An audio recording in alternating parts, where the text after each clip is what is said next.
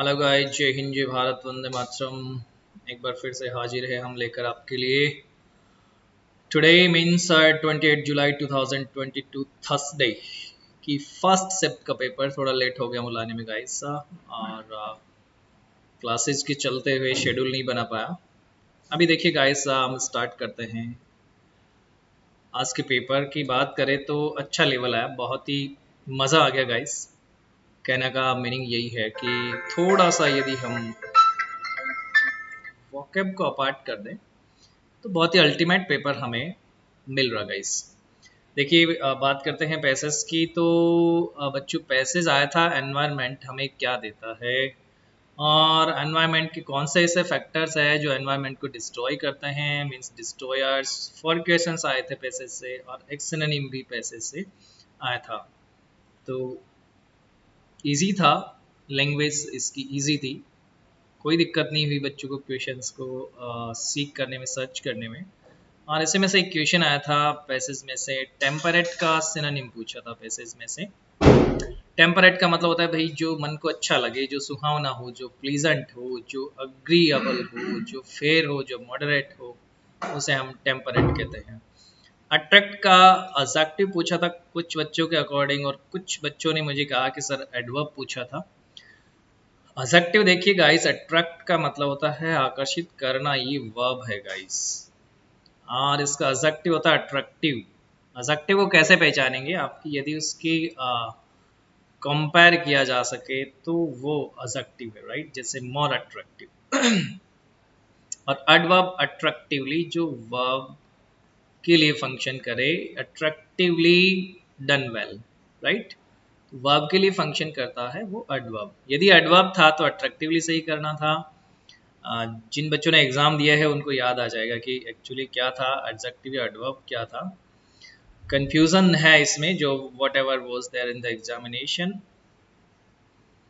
अगला क्वेश्चन देखिए, एंटोनिम पूछा था मॉर्नफुल का। मॉर्नफुल मॉन से बना भाई, MOURN। मॉर्न का मतलब होता है शोक, दुख, संताप, और इसका अपोजिट हो जाएगा हैप्पी, जॉयफुल, चीरफुल। गाइस, इस तरह से अगला क्वेश्चन हम देखें तो बहुत ही सिंपल क्वेश्चन आया था, बहुत ही ट्रिकी क्वेश्चन है। सो दैट के साथ में यदि प्रेजेंट टेंस हो तो आपको मे का यूज करना है, यदि पास्ट टेंस हो तो आपको मे का पास्ट बना देना है गाइस, माइट। और freedom fighters fought bravely so that we might live happily, ये मैंने आपको एग्जाम में दिया था। सो दैट के साथ में माइट का यूज किया था, उस टाइम बताया था आपको, बहुत बार क्लास में हम इसका जिक्र भी कर चुके हैं। करेक्ट स्पेलिंग पूछा था गाइस एटिकेट की। एटिकेट का मतलब होता है शिष्टाचार, व्यवहार, मानवाचार, और परवरिश भी इसे आप कह सकते हैं, मैनर्स कह सकते हैं। इसका करेक्ट स्पेलिंग पूछा था। बाकी 3 ऑप्शंस कुछ भी हो सकते हैं, बट करेक्ट स्पेलिंग यही होता है। क्वेश्चन आया था गाइस एरोस्पोर्टिंग का, जिसमें पूछा था देयर इज हार्डली मच को रिप्लेस करने वाला कोई एक ऑप्शन ढूंढना था।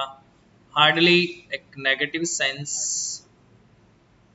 को रिप्रेजेंट करने वाला इंडिकेटर है, और ये जो इस तरह का इंडिकेटर है आपका, इसके साथ में हमेशा और हमेशा सिंगुलर और प्लूरल के सेंस में क्या आता है भाई, हार्डली एनी।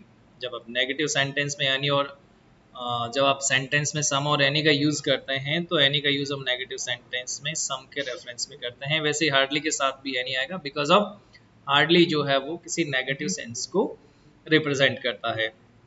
सिनोनिम पूछा था इम्पेल का। इम्पेल का मतलब होता है मजबूर कर देना, बाध्य कर देना, कंपेल कर देना, फोर्स करना, ऑब्लाइज करना, या फिर डिमांडिंग फॉर समथिंग इलीगल और एक्सटॉर्टिंग समथिंग इलीगली, उसके रेफरेंस में इम्पेल का सिनोनिम बनेगा। गाइस, अगला क्वेश्चन देखिए।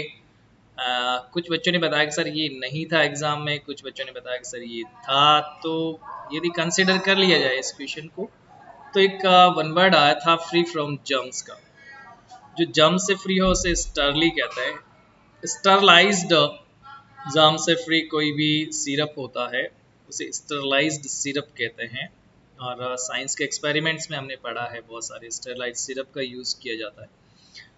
अगला क्वेश्चन देखिए, एवरीथिंग जो कि सिंगुलर को रिप्रेजेंट करने वाला रिप्रेजेंटेटिव है, मॉडिफायर तो नहीं कह सकते इसको, बट एज अ पर्सन ये फंक्शन नहीं करेगा, एज अ सब्जेक्ट ये फंक्शन कर सकता है। Everything, definitely, everyone, everything, anything, something, nothing, ये सब सिंगुलर को रिप्रेजेंट करते हैं। तो इसके साथ में हमेशा सिंगुलर का ही वर्ब आएगा। और कल भी मैंने आपको बताया था कि यदि इस तरह का क्वेश्चन पूछा जाता है तो 90% प्रोबेबिलिटी है कि आपके जो ऑप्शंस हैं वो ऑप्शंस जो है गाइस सिंगुलर के वर्ब वाला एक ही होगा, और बाकी जो होंगे वो प्लूरल के वर्ब वाले होंगे। तो देखिए हैव, वर, आर, बच्चों ने बताया सर 3 प्लूरल के वर्ब वाले थे। अब एग्जैक्टली हैव, वर और आर ही थे कि ये तो नहीं कह सकता, बट ये जरूर है कि ये 2 तो थे, और इसका कुछ पता नहीं है। बट 3 ऑप्शंस जो थे वो प्लूरल की वर्ब को रिप्रेजेंट कर रहे थे, और एकमात्र था जिसको देखते ही आपको ऑप्शंस देख के ही आप आंसर निकाल सकते हैं। इतना इजी क्वेश्चन ये था।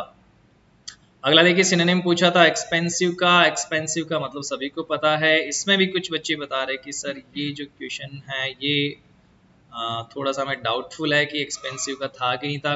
किसी बच्चे ने कहा था सर बिल्कुल आया था, तो उसको कंसिडर कर लिया जाए। फिर भी आपकी एक्सरसाइज भी हो जाती है। Expensive, costly, dear, exorbitant. Exorbitant guys, ये इंपॉर्टेंट टर्म है, याद रखना है।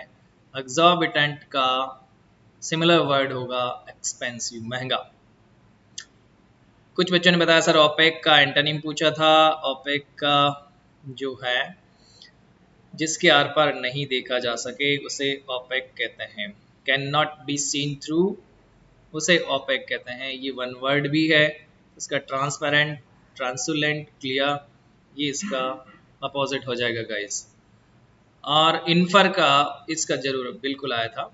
इन्फर का सिनोनिम आया था जिसका मतलब होता है कंक्लूड या रीजन या डिड्यूस।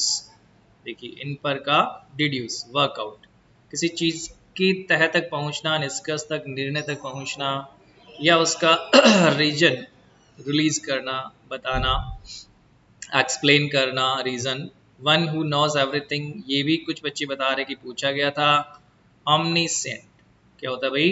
ऑमनीसेंट। जब भी एवरीथिंग की बात आती है तो ऑमनी तो आएगा ही आएगा। ऑमनी से हमने जो भी वन वर्ड्स पढ़ रखे हैं, ऑमनी प्रेजेंट, ऑमनीसेंट, ऑमनी लोगस, बहुत सारे चीज़ें हमने ऑमनी से रिलेटेड पढ़ी है। तो आप ऑमनी पे एक बार फिर से स्टडी कर लेंगे गाइस।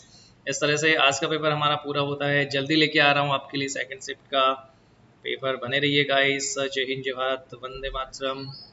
और बाकी जो फिजिक्स और मैथमेटिक्स की बात करें आज की, तो वो भी पेपर बच्चों मॉडरेट था, बहुत अच्छा था। और इस तरह से ये हमारा जो है आज का पेपर होता है कंप्लीट।